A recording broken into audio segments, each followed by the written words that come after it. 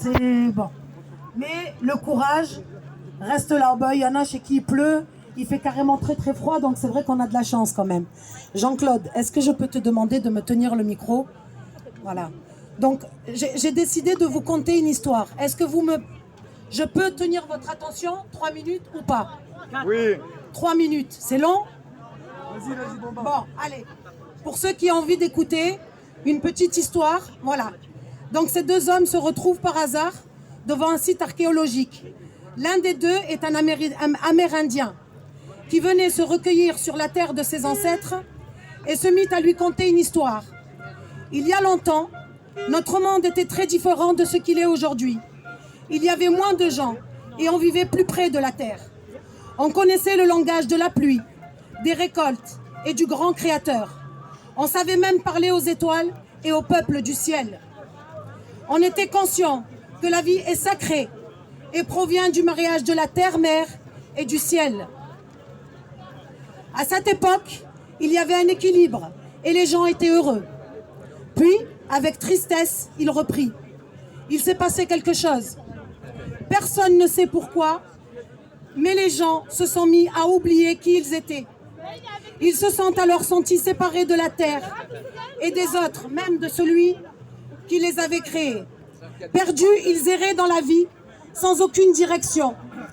Ainsi séparés, ils croyaient qu'ils devaient combattre pour survivre dans ce monde et qu'il leur fallait se défendre contre les mêmes forces de la vie avec lesquelles ils avaient auparavant vivaient en harmonie et en lesquelles ils avaient confiance.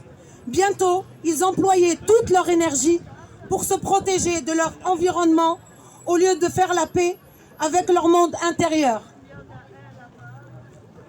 Même s'ils avaient oublié qui ils étaient, l'héritage de leurs ancêtres demeurait en eux. Poursuivi, pardon, j'ai comme d'hab, je tremble. Poursuivi ce sage amérindien. Il en avait encore le souvenir. La nuit, dans leurs rêves, ils savaient qu'ils avaient le pouvoir de guérir leur corps, de faire tomber la pluie. Encore un petit peu de patience, j'ai bientôt fini. Quand ils en avaient besoin, et de parler à leurs ancêtres. Ils savaient qu'ils pouvaient reprendre leur place dans la nature. Tandis qu'ils essayaient de se rappeler ils commençaient à construire à l'extérieur d'eux des choses qui leur rappelaient qui ils étaient à l'intérieur.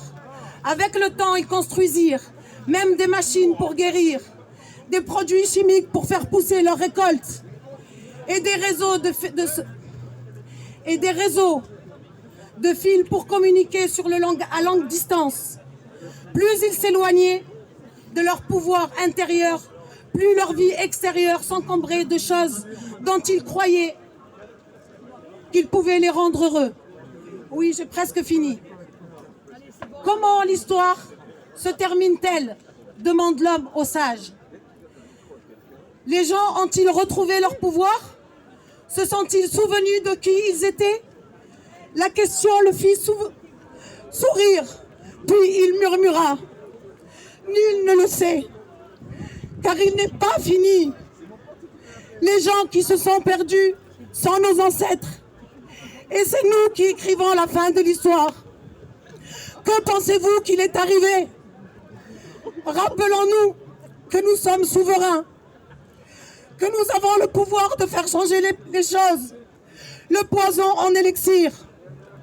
Mais pour cela, nous devons éclairer les endormis. Ça y est, j'ai bientôt fini. Et leur donner envie de venir construire un avenir plus serein, plus juste et plus sain. Et ce n'est qu'ensemble que nous y arriverons. Alors ne cédons pas. Au contraire, resserrons les rangs et aidons-nous les uns les autres. Nous en sortirons plus forts. Merci. Merci, j'espère que beaucoup de personnes ont pu entendre. Je laisse la parole. La, la, la, la, la, la, la.